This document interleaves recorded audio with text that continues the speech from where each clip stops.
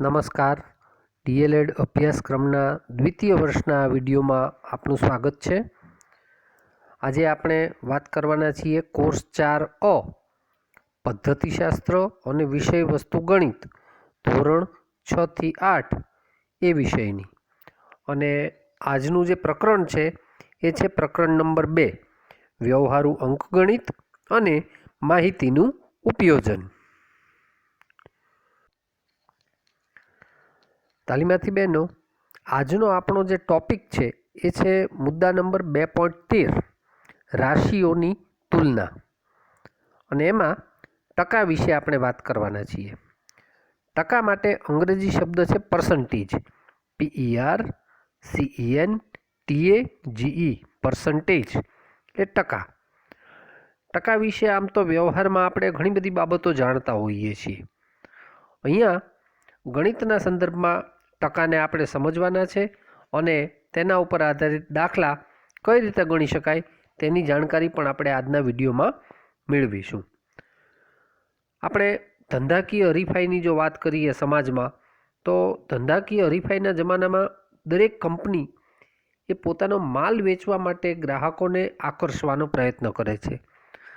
અને ગ્રાહકોને આકર્ષવા માટે અમુક ટકા કિંમત મૂળ કિંમતમાંથી બાદ કરી અને આપે છે. બાદ એટલે ડિસ્કાઉન્ટ. એ ડિસ્કાઉન્ટ તરીકે આપતી હોય છે. વ્યવહારુ જીવનમાં પસંદગીની વાત, વૃદ્ધિનો દર, ગુણવત્તા વગેરેને ટકાના માપદંડથી મૂલવવામાં આવે છે. અને ટકા માટેનો જે સંકેત છે એ પણ અહીંયા દર્શાવ્યો છે. પર્સન્ટેજ તમે એનાથી જાણીતા છો, એટલે એ ટકાનો સંકેત છે. એક ત્રાંસો લીટો અને ઉપર અને નીચે એ 2 ટપકા, એ રીતનો ટકાનો સંકેત છે. એ સંકેતથી તમે પરિચિત છો. ટકા એટલે શું? તો કે ટકા એટલે આપેલા પ્રમાણનું 100ના આધારે મળતું મૂલ્ય. ફરી એકવાર કહું છું, ટકા એટલે આપેલ પ્રમાણનું 100ના આધારે મળતું મૂલ્ય.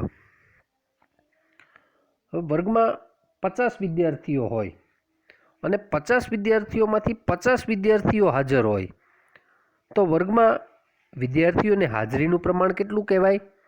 તો કે 100% પ્રમાણ કહેવાય. અને હાજરી 100% છે તો વર્ગમાં ગેરહાજર વિદ્યાર્થીઓનું પ્રમાણ કેટલું કહેવાય? તો કે 0% પ્રમાણ કહેવાય. જો ફરીવાર સમજજો, 50 વિદ્યાર્થીઓમાંથી 50 વિદ્યાર્થીઓ હાજર છે તો હાજરી કેટલી? તો કે 100%. અને ગેરહાજરી કેટલી? તો કે 0%. તો આ વાત થઈ ટકાના સંદર્ભમાં. કારણ કે પ્રમાણનું 100ના આધારે મળતું મૂલ્ય. ટકા એટલે શું? હમણાં જ આપણે વાત કરીએ છીએ કે આપેલ પ્રમાણનું 100ના આધારે મળતું મૂલ્ય. એ જ રીતે બીજું એક ઉદાહરણ જોઈએ. કોઈ એક વર્ગમાં ગણિત વિષયમાં 40 વિદ્યાર્થીઓમાંથી તમામ 40 વિદ્યાર્થીઓ પાસ થયા, તો તે વર્ગનું ગણિત વિષયનું પરિણામ કેટલું કહેવાય? 100%. ગણિત વિષયનું પરિણામ કેટલું કહેવાય? 100%. આપેલા તમામમાંથી તમામ વિદ્યાર્થીઓ પાસ. 40 વિદ્યાર્થીઓમાંથી બધા 40 વિદ્યાર્થીઓ પાસ, તો ગણિત વિષયનું પરિણામ 100% કહેવાય. આ બંને ઉદાહરણો ઉપરથી એ પણ સ્પષ્ટ થાય છે કે જ્યારે કોઈ વિધાન 100% છે તેવું સૂચવે ત્યારે તેનું વિરોધી એટલે કે પ્રતિપ વિધાન એ 0%નો નિર્દેશ કરે. બીજા ઉદાહરણમાં પણ 40 વિદ્યાર્થીઓમાંથી 40 વિદ્યાર્થીઓ પાસ થયા તો 100% પાસ થયા. તો નાપાસ કેટલા થયા? તો કે 0%. નાપાસ 0%. આમ કોઈ એક વિધાન 100% સૂચવે ત્યારે બીજું વિધાન કેટલું સૂચવે? 0% છે એવો નિર્દેશ કરે. દાખલા તરીકે જો વર્ગમાં 50 વિદ્યાર્થીઓ હોય અને 50 વિદ્યાર્થીઓમાંથી 25 વિદ્યાર્થીઓ હાજર હોય, તો વર્ગમાં કેટલા વિદ્યાર્થીઓ હાજર કહેવાય? તો કે 50% વિદ્યાર્થીઓ હાજર કહેવાય. અને ગેરહાજર કેટલા? તો કે 50% હાજર તો 50% વિદ્યાર્થીઓ ગેરહાજર. એટલે એ રીતે આપણે આ ટકાને સમજવાના છે. બીજા શબ્દોમાં કહેવું હોય તો એમ કહી શકાય આપણે કે ટકા એ એવા અપૂર્ણાંકનો અંશ છે જેનો છેદ 100 હોય. ફરીવાર બોલું છું, સમજજો. ટકા એ એવા અપૂર્ણાંકનો અંશ છે જેનો છેદ 100 હોય. આમ 40% એટલે 40/100. 40% એટલે 40/100.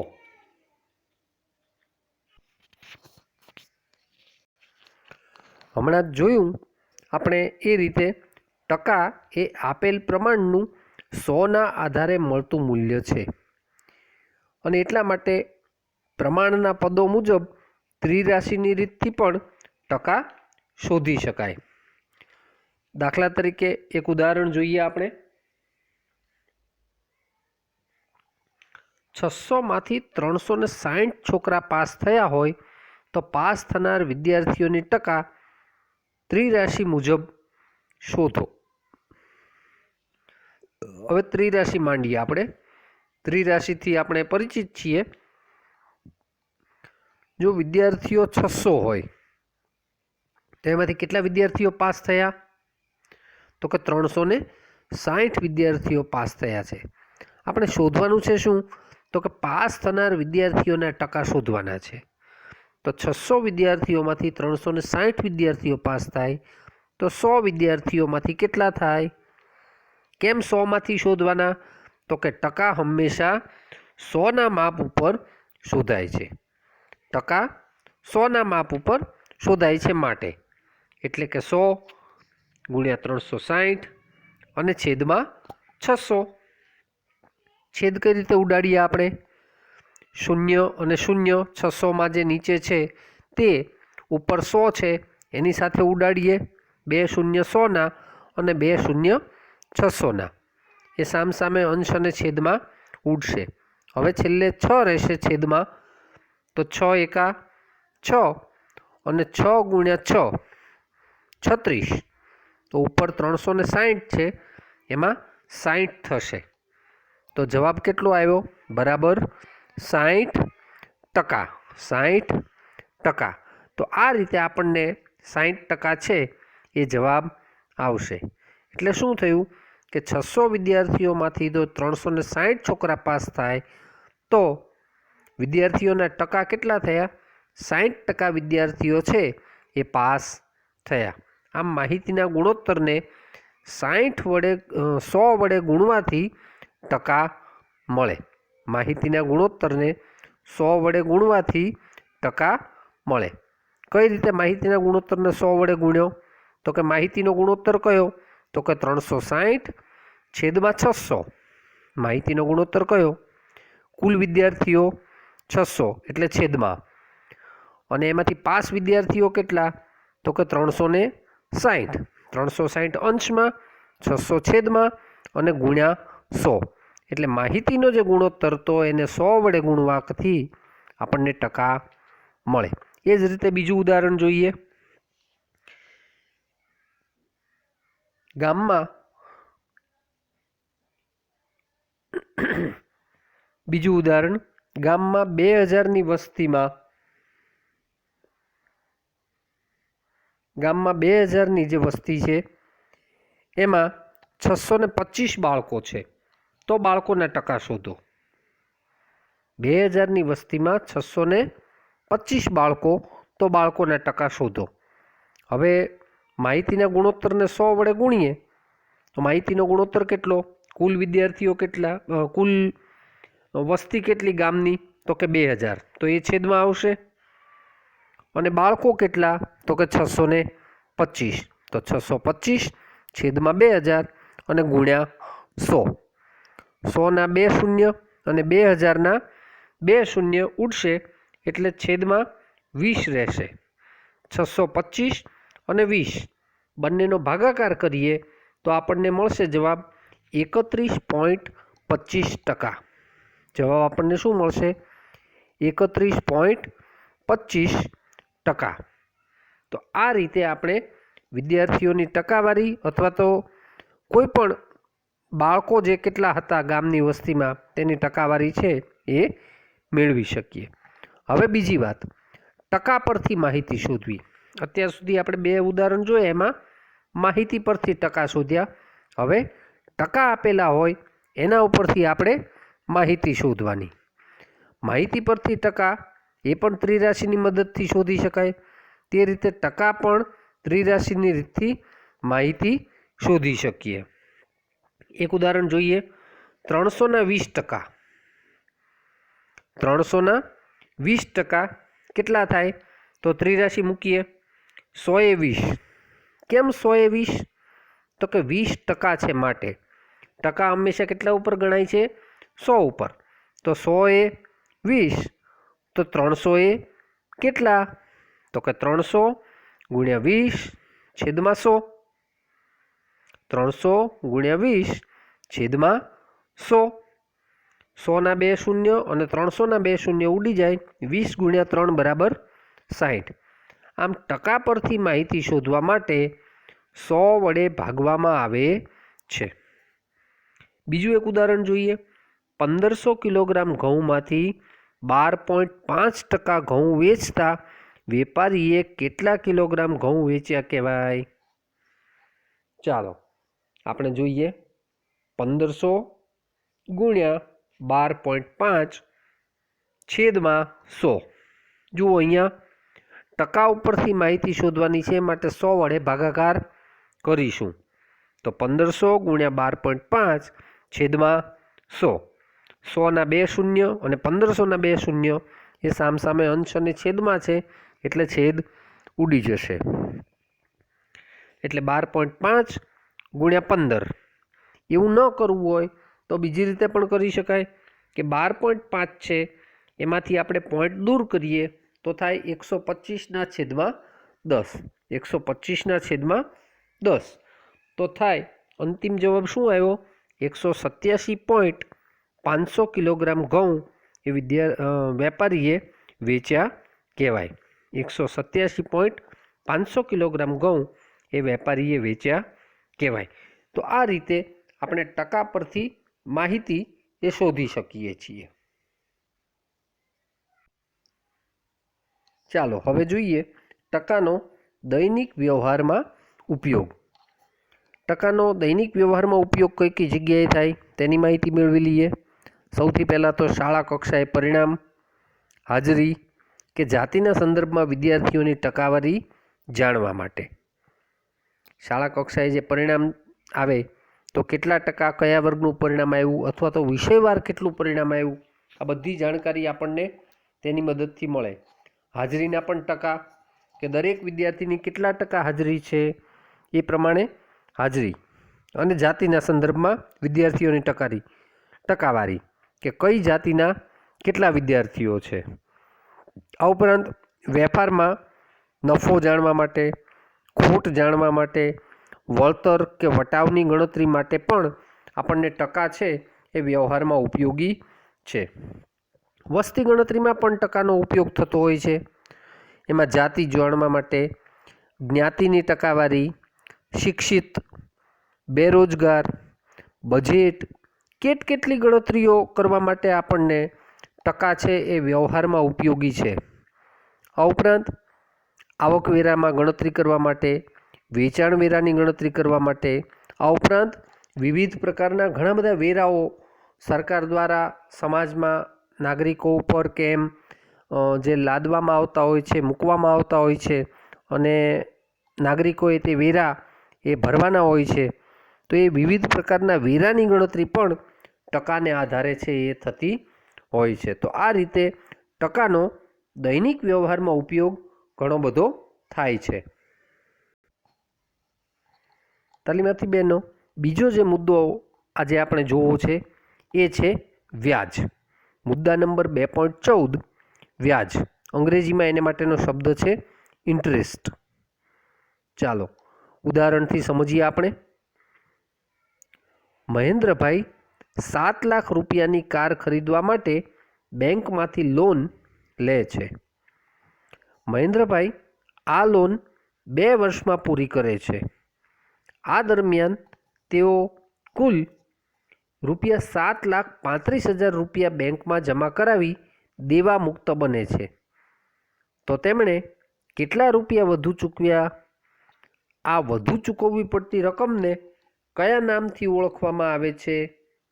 તો ચાલો આ ઉદાહરણ દ્વારા આપણે સમજવાનો પ્રયત્ન કરીએ. 7 લાખ રૂપિયા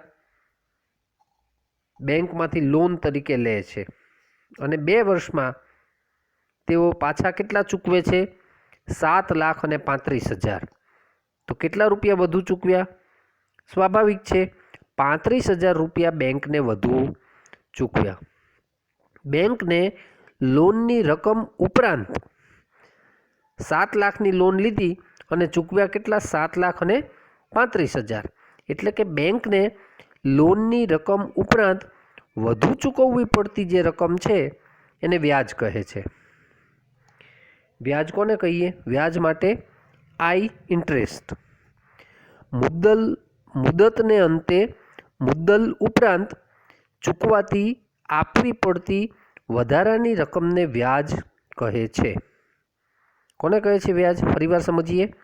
મુદતને અંતે મુદ્દલ ઉપરાંત ચૂકવાતી આપવી પડતી વધારાની રકમને વ્યાજ કહે છે. ત્યાર પછી મુદ્દલ. જરૂરિયાત અનુસાર બેંકમાં કે શરાફને ત્યાં મૂકવામાં કે ઉપાડવામાં આવતી રકમને મુદ્દલ કહે છે.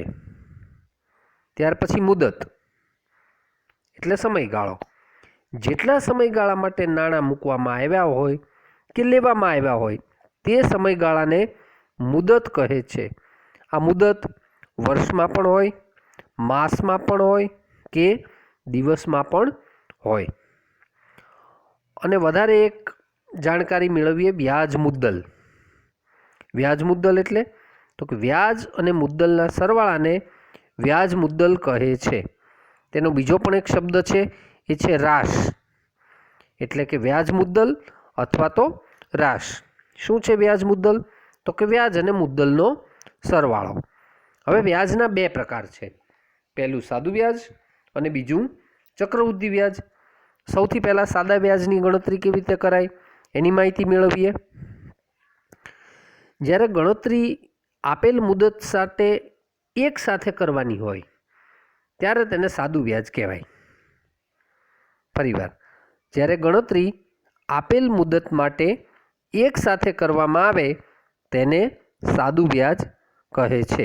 સાદું વ્યાજ શોધવાનું સૂત્ર આપણે માટે જાણીતું છે, છતાં પુનરાવર્તનના ભાગરૂપે ફરી એકવાર જોઈ લઈએ. I બરાબર PRN/100. I એટલે ઇન્ટરેસ્ટ એટલે કે વ્યાજ, N નંબર ઓફ યર્સ મુદત, R એટલે રેટ ઓફ ઇન્ટરેસ્ટ એટલે વ્યાજનો દર અને P એટલે પ્રિન્સિપલ કેપિટલ એટલે મુદ્દલ એટલે કે કેપિટલ એમાઉન્ટ. આ વાત હતી એ સાદું વ્યાજ શોધવાની. એ જ રીતે ચક્રવૃદ્ધિ વ્યાજની વાત જોઈ લઈએ. જ્યારે વ્યાજની અને વ્યાજના વ્યાજની પણ ગણતરી કરવામાં આવે તેને ચક્રવૃદ્ધિ વ્યાજ કહેવાય.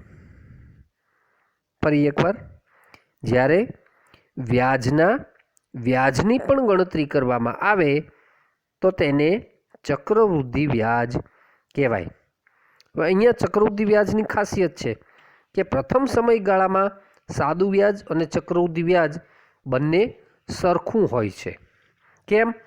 તો કે પ્રથમ જે સમયગાળો હોય એમાં વ્યાજ જ હોય, વ્યાજનું વ્યાજ હોતું નથી. એટલે સાદું વ્યાજ ગણતરી કરો કે ચક્રવૃદ્ધિ વ્યાજની ગણતરી કરો, પ્રથમ સમયગાળા માટે બંને કેવા હોય છે? સરખા. બીજી એક વાત, કોઈ પણ વર્ષના અંતે મળતું વ્યાજ મુદ્દલ એ તે પછીના વર્ષ માટેનું મુદ્દલ બને છે. ફરીવાર સમજીએ. કોઈ પણ વર્ષના અંતે મળતું વ્યાજ મુદ્દલ તે પછીના વર્ષ માટેનું મુદ્દલ બને છે.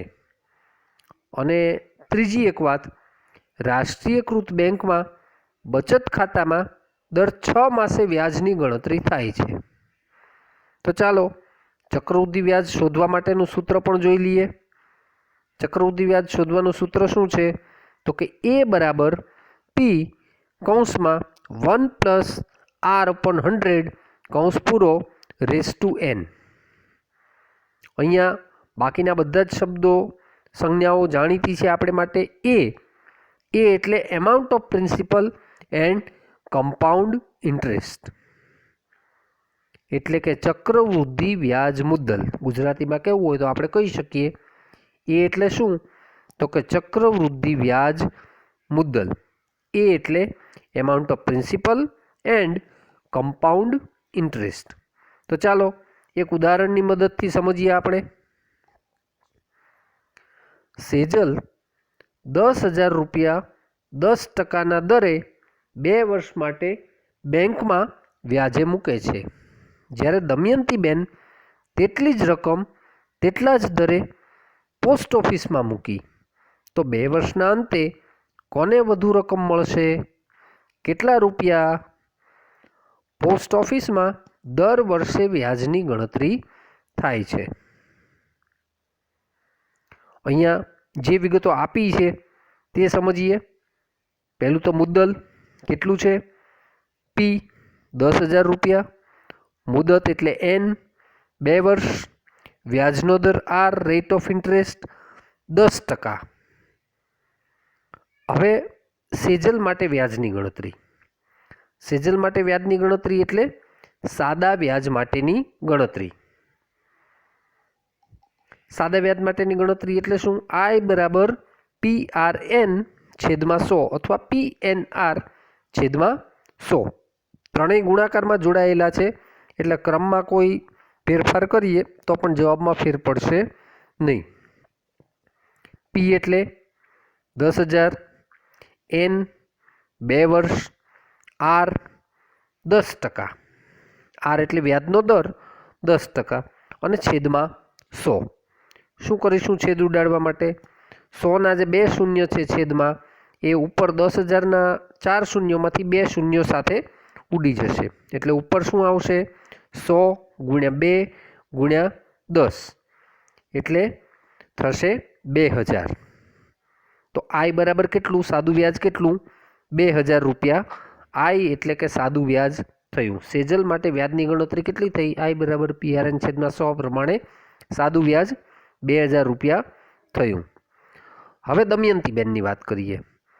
દમયંતીબેને તેટલી જ રકમ તેટલા જ દરે પોસ્ટ ઓફિસમાં મૂકી, અને પોસ્ટ ઓફિસમાં દર વર્ષે વ્યાજની ગણતરી થાય છે એમ વાત કરી. તો વ્યાજની ગણતરી દર વર્ષે થતી હોય તો શું? તો કે ચક્રવૃદ્ધિ વ્યાજ 2 વર્ષ માટે છે એટલે. તો સૌથી પહેલાં એ બરાબર પી, ચક્રવૃદ્ધિ વ્યાજનું સૂત્ર એ બરાબર પી કૌંસમાં 1 + r/100 રેઝ ટુ n. એ બરાબર પી એટલે 10,000 કૌંસમાં 1 + r એટલે 10% વ્યાજનો દર, છેદમાં 100 કૌંસ પૂરો, કૌંસની ઉપર n એટલે કેટલી ઘાત આવશે? 2. કેમ? તો કે 2 વર્ષ. મુદત કેટલી છે? 2 વર્ષ. તો n બરાબર 2. હવે કેવી રીતે થશે? 10,000 અને કૌંસમાં, હવે જુઓ કૌંસમાં શું પ્રોસેસ થઈ? 1 + 10/100. કૌંસની બહાર જે બગડો છે એને એમને એમ રાખીએ છીએ. હવે 1 + 10/100 લસા લઈએ તો 100 એકા 100 + 10 એટલે થશે 110 એના છેદમાં 100. જો ધ્યાનપૂર્વક આ ગણતરી સમજજો. 1 + 10/100 છે, તો 100 એકા 100 + 10 અને બંનેના છેદમાં 100 એટલે કે 110 એના છેદમાં 100 કૌંસ પૂરો, કૌંસ ઉપર વર્ગ. આ રીતે 10,000 × 110/100. 110/100 એટલે શું થાય? અંશ અને છેદમાંથી 0 ઉડી જાય, તો અંશમાં રહે 11, છેદમાં રહે 10 અને કૌંસ ઉપર વર્ગ. કોઈ પણ સંખ્યાનો વર્ગ એટલે શું? તે જ સંખ્યાનો તેની તે જ સંખ્યા સાથે 2 વખત ગુણાકાર, એટલે કે 11/10 × 11/10. આ બધાના છેદ ઉડાડીએ કેવી રીતે? છેદમાં જે 10 છે 2 વખત છે એટલે 2 શૂન્ય છે, તો ઉપર 10,000ના 2 શૂન્ય સાથે ઉડી જશે એટલે ઉપર થશે 100 ગુણ્યા 11 ગુણ્યા 11 અને છેદમાં તો 1 ગુણ્યા 1 એટલે 1 એટલે 11 ગુણ્યા 11 એટલે 121 121 ગુણ્યા 100 એટલે 121ની સાથે 100નો ગુણાકાર એટલે 12,100 રૂપિયા. શું આવ્યું? આ એની કિંમત આવી, ચક્રવૃદ્ધિ વ્યાજ મુદ્દલની કિંમત આવી. હવે એમાંથી વ્યાજ શોધવું હોય તો કે એમાંથી મુદ્દલ બાદ કરવું પડે. હવે વ્યાજ બરાબર વ્યાજ મુદ્દલ ઓછા મુદ્દલ એટલે કે 12,100 ઓછા 10,000 કેટલા આવ્યા? 2,100 રૂપિયા. શું આવ્યું? દમયંતીબેનનું ચક્રવૃદ્ધિ વ્યાજ. હવે સેજલનું વ્યાજ કેટલું હતું? તો કે 2,000 અને દમયંતીબેનનું વ્યાજ કેટલું હતું? તો કે 2,100 રૂપિયા. તો કોને વધારે વ્યાજ મળ્યું? તો કે દમયંતીબેનને વધારે વ્યાજ મળ્યું. કેટલું મળ્યું? તો કે 100 રૂપિયા વધારે વ્યાજ દમયંતીબેનને મળ્યું. સેજલ કરતાં દમયંતીબેનને 100 રૂપિયા વધારે વ્યાજ મળ્યું. એટલે આ સાદા વ્યાજ અને ચક્રવૃદ્ધિ વ્યાજના તફાવત માટેની રીત. બીજી એક રીત પણ જોઈ લઈએ સાથે, ચક્રવૃદ્ધિ વ્યાજની રીત. પ્રથમ વર્ષે વ્યાજની ગણતરી કેટલી? તો કે I બરાબર PNR છેદમાં 100. માત્ર દમયંતીબેન માટે ગણીએ છીએ, કારણ કે સેજલ માટેનું ચક્રવૃદ્ધિ વ્યાજ તો એ જ રહેવાનું છે. પણ ચક્રવૃદ્ધિ વ્યાજ બીજી કઈ રીતે ગણી શકાય એ વાત કરીએ. તો પહેલે વર્ષે ચક્રવૃદ્ધિ વ્યાજ અને સાદું વ્યાજ બંને સરખું હશે. તો I બરાબર PRN છેદમાં 100. તો 10,000 ગુણ્યા 1 ગુણ્યા 10. જો અહીંયા n છે 1 થઈ ગયો. કેમ 1 થઈ ગયો? કારણ કે એક જ વર્ષની ગણતરી કરી. તો n બરાબર 1 ગુણ્યા 10 છેદમાં 100 કેટલા આવ્યા? 1,000. પહેલે વર્ષે 1,000. હવે વ્યાજ મુદ્દલ એટલે મુદ્દલ વત્તા વ્યાજ એટલે કે 10,000 વત્તા 1,000 બરાબર 11,000. એટલે કે બીજા વર્ષે જ્યારે દમયંતીબેનના વ્યાજની ગણતરી થાય ત્યારે મુદ્દલ કેટલું બનશે? તો કે 11,000. અહીંયા જે તફાવત છે એ આપણે સમજવાનો છે કે સેજલ માટે વ્યાજની ગણતરી હતી તો સાદું વ્યાજ હતું, એમાં દરેક વર્ષે મુદ્દલ કેટલું હતું? સરખું જ હતું, એટલે કે 10,000 રૂપિયા જ મુદ્દલ હતું. પણ દમયંતીબેન માટે બીજા વર્ષની વ્યાજની ગણતરી એ જુદી થઈ. દમયંતીબેન માટે પણ પહેલા વર્ષના વ્યાજની ગણતરી તો સરખી જ હતી. કેમ? કારણ કે મુદ્દલ 10,000 અને એક વર્ષ એટલે 1,000 રૂપિયા જ થયું. પણ બીજા વર્ષે દમયંતીબેન માટે મુદ્દલ કેટલું બન્યું? મુદ્દલ P તો કે 11,000. કેમ? તો કે 1,000 જૂનું મુદ્દલ અને વત્તા 1,000 પહેલા વર્ષનું વ્યાજ, એમ કરીને 11,000 રૂપિયા થયું. એટલે બીજા વર્ષ માટે પાછું સાદું વ્યાજ દમયંતીબેનનું ગણીએ તો I બરાબર PNR છેદમાં 100 એટલે કે 11,000 ગુણ્યા ફરી વખત n એટલે એક વર્ષ, બીજું વર્ષ એટલે 1 અને ગુણ્યા 10 છેદમાં 100. છેદ ઉડાડીએ 100નો 2 શૂન્ય સાથે એટલે 110 ગુણ્યા 1 ગુણ્યા 10 એટલે થશે 1,100 રૂપિયા. તો બીજા વર્ષનું વ્યાજ કેટલું થયું? કુલ વ્યાજ બરાબર પ્રથમ વર્ષનું વ્યાજ વત્તા બીજા વર્ષનું વ્યાજ. પ્રથમ વર્ષનું દમયંતીબેનનું વ્યાજ 1,000 રૂપિયા, બીજા વર્ષનું વ્યાજ 1,100 રૂપિયા, એમ કરી અને બંને વર્ષનું થઈને કુલ 2,100 રૂપિયા વ્યાજ થયું. તો આ રીતે દમયંતીબેનનું વ્યાજ કેટલું બનશે? 2,100 રૂપિયા વ્યાજ બનશે. તો આ રીતે ચક્રવૃદ્ધિ વ્યાજમાં બંને પ્રકારે તમે ગણતરી કરી શકો છો. દરેક વર્ષની અલગ અલગ શોધીને પણ કરી શકો છો અને ઉપર જે સૂત્ર આપેલું હતું એ પ્રમાણે A બરાબર P કૌંસમાં 1+R/100 એ સૂત્રનો ઉપયોગ કરીને પણ આપણે ચક્રવૃદ્ધિ વ્યાજની ગણતરી કરી શકીએ છીએ. તો તાલીમાર્થી બહેનો, આજના આ વિડીયોમાં આપણે પહેલાં જોયો મુદ્દા નંબર 2.13 રાશિઓની તુલના, એમાં ટકા વિશે જાણકારી મેળવી, એમાં ટકા કોને કહેવાય એ બાબત સમજ્યા, ટકા માટેનો જે સંકેત છે એની જાણકારી મેળવી, ટકા છે એ 100ને આધારે મળતું મૂલ્ય છે એની પણ વાત કરી, 100% ક્યારે કહેવાય એની વાત કરી અને એક બાજુ 100% હોય તો એનું પ્રતિવિધાન 0% થાય એ વાત પણ કરી. આ ઉપરાંત ટકા છે એ અપૂર્ણાંકનો અંશ કહેવાય, એટલે 40% એટલે 40/100 એમ ઉદાહરણ લઈ અને એની પણ સમજ મેળવી. આ ઉપરાંત ત્રિરાશિની મદદથી ટકાની ગણતરી કઈ રીતે કરાય તેની પણ વાત કરી અને સાથે સાથે ટકા પરથી માહિતી કેવી રીતે શોધાય અને માહિતી પરથી ટકા કેવી રીતે શોધાય આ બંને પ્રકારના દાખલા એ ઉદાહરણ સહિત આપણે સમજ મેળવી. અને છેલ્લે ટકાનો દૈનિક વ્યવહારમાં ઉપયોગ કઈ રીતે કરી શકાય, કઈ કઈ જગ્યાએ થઈ શકે એની જાણકારી પણ આપણે મેળવી. આપણો બીજો જે મુદ્દો હતો આજના વિડીયોનો એ હતો મુદ્દા નંબર 2.14 વ્યાજ એટલે કે ઇન્ટરેસ્ટ. વ્યાજ કોને કહેવાય એની વાત કરી. આ ઉપરાંત વ્યાજના જે 2 પ્રકારો મુખ્ય, સાદું વ્યાજ અને ચક્રવૃદ્ધિ વ્યાજ, એની વાત કરી.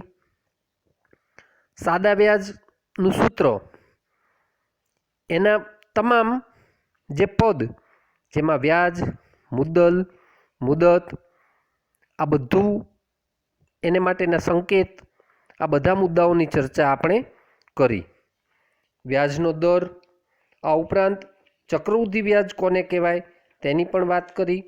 ચક્રવૃદ્ધિ વ્યાજ શોધવાનું સૂત્ર કઈ રીતે હોય તેની ચર્ચા કરી અને સાદા વ્યાજ અને ચક્રવૃદ્ધિ વ્યાજની ગણતરી કઈ રીતે કરી શકાય એની ચર્ચા પણ કરી અને ઉદાહરણ દ્વારા સાદા વ્યાજ અને ચક્રવૃદ્ધિ વ્યાજની ગણતરીમાં શું તફાવત છે એ મુદ્દાની પણ આપણે ઉદાહરણ સહ ચર્ચા કરી છે. તો તાલીમાર્થી બહેનો, આ વિડીયોમાં આપણે આ બધા મુદ્દાઓની વિગતવાર ઉદાહરણ સહ ચર્ચા કરી છે. હવે પછીના વિડીયોમાં આપણે એ સિવાયના પછીના મુદ્દાઓની ચર્ચા કરીશું.